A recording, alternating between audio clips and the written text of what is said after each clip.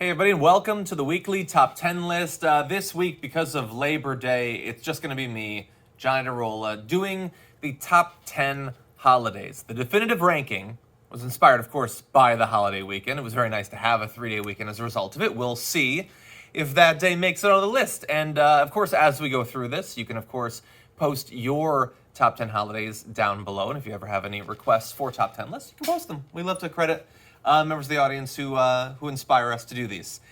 But let's start off with a personal one. My number 10 holiday is going to be my birthday.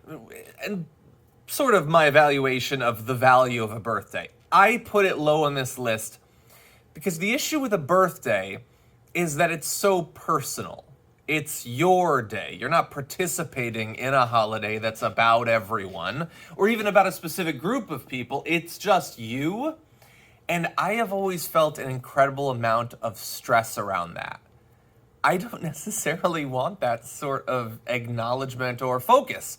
Like little bits of it are nice, recognition, but having the whole day be about you and having people be worried about buying you gifts and stuff like that, that does stress me out a little bit, especially because it's so one way. I know that, over a long span of time, everybody has them, but I get a little bit stressed about it. So for me, I don't rate it super, super high.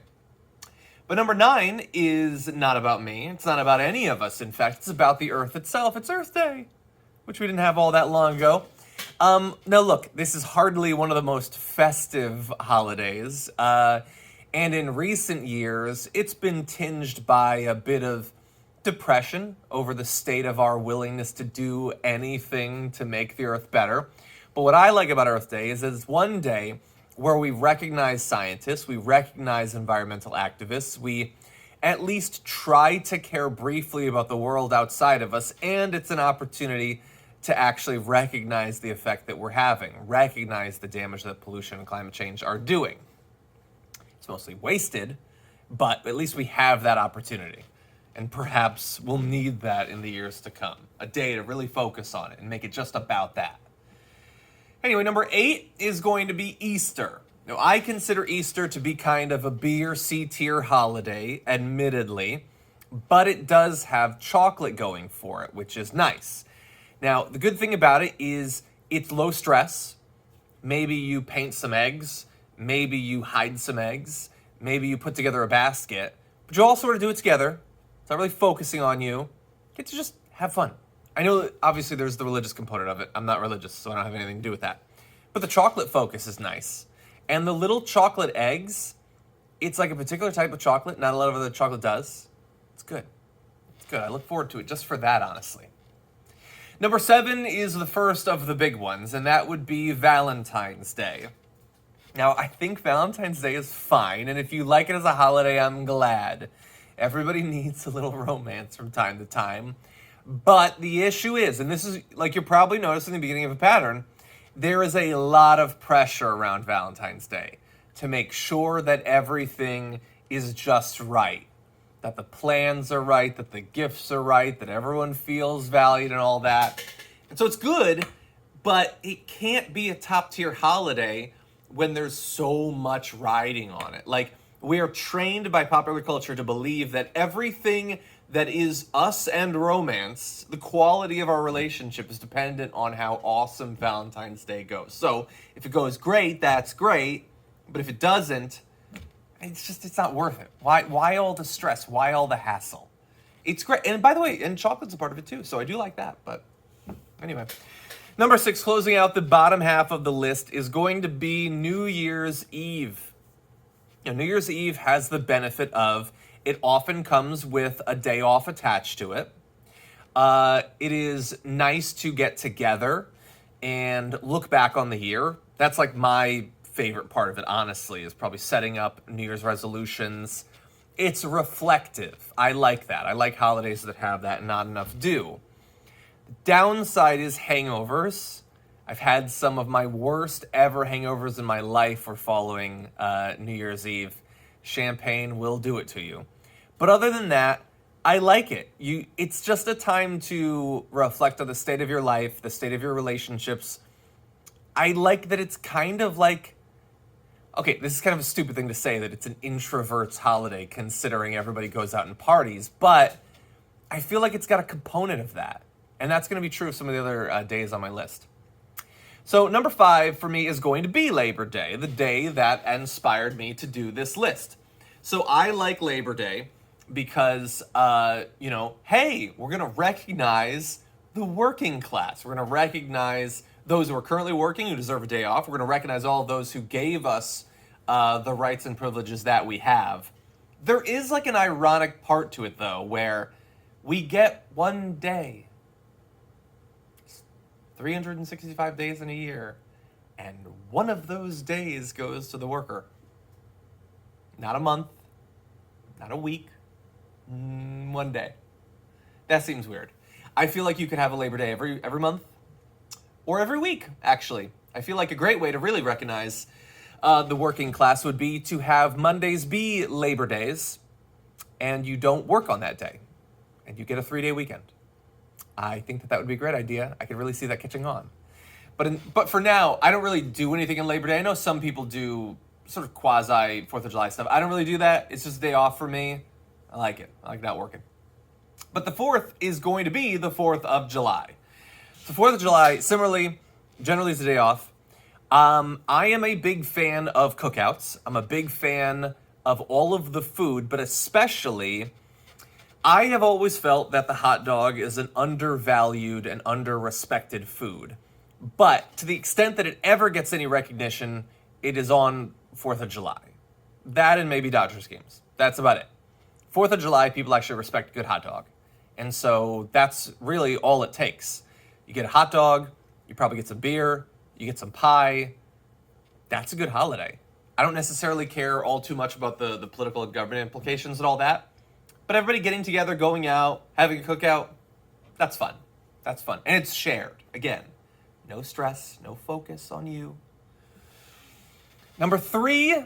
So this is difficult. I think you could probably guess what the top 3 are going to be. And they'd probably be a lot of people's top 3. But I think the order does matter. I am going to say that number 3 will be Halloween. So Halloween has a couple things going for it. 1, candy. That's fun.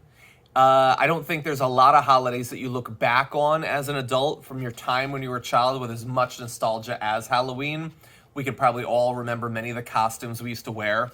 And this is one of the few really crafts-heavy holidays. Like, you get a little bit of it with the Easter, like painting eggs and Easter baskets and stuff like that. But the fact that we all make a costume, why is that a once-a-year thing? I have always said that 6 months before Halloween, there should be a national masquerade holiday where you do a costume.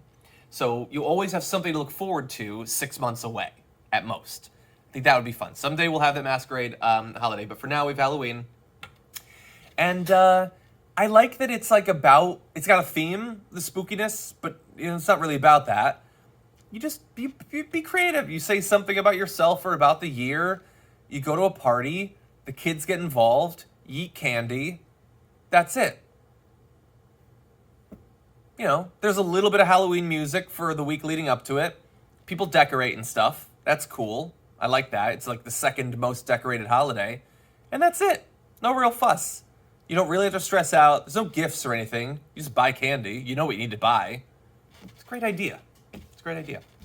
Eat candy corn? Anyway. So that's my number 3.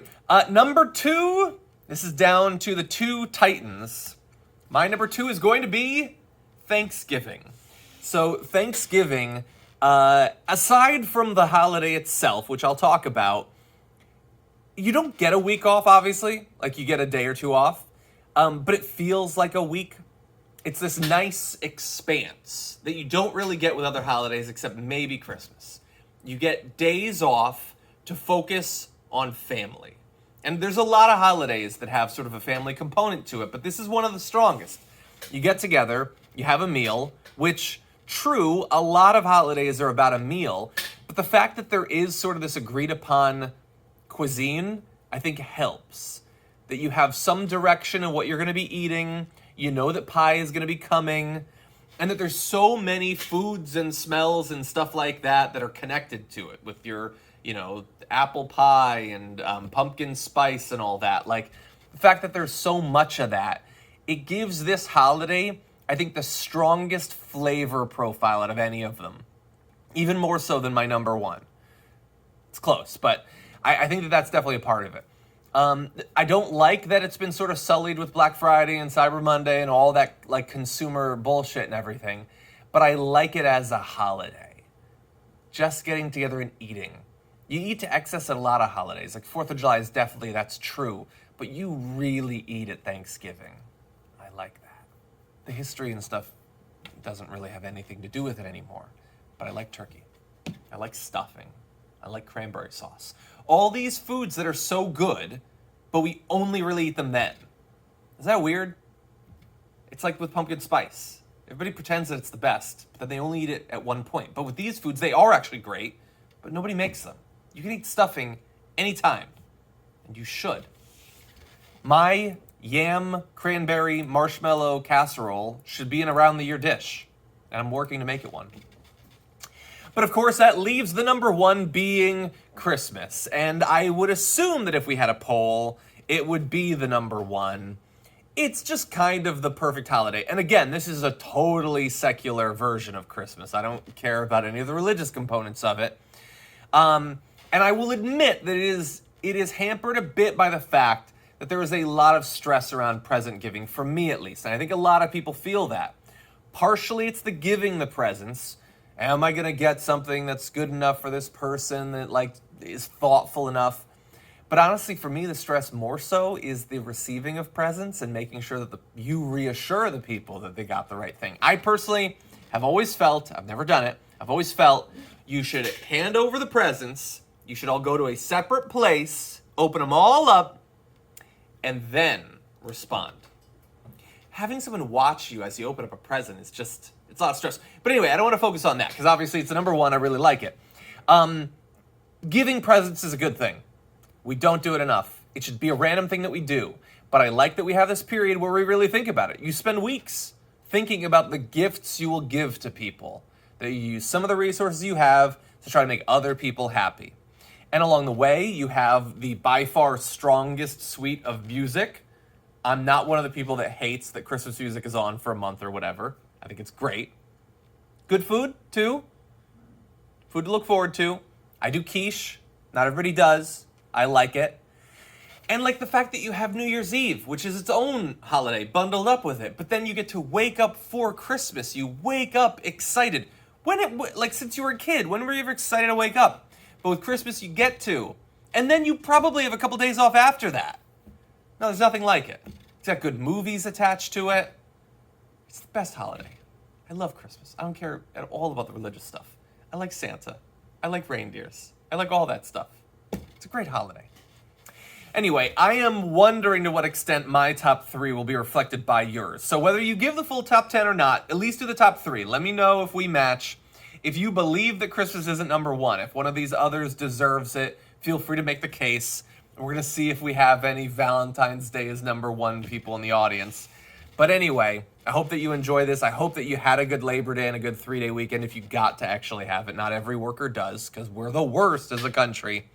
But anyway, thank you for being with us. Thank you for being a part of this. Doing level 2 or level 3 membership on YouTube so we can do this extra content for you. We're always happy to. Feel free to post any ideas for top 10 lists down below, and I will see you in the next one.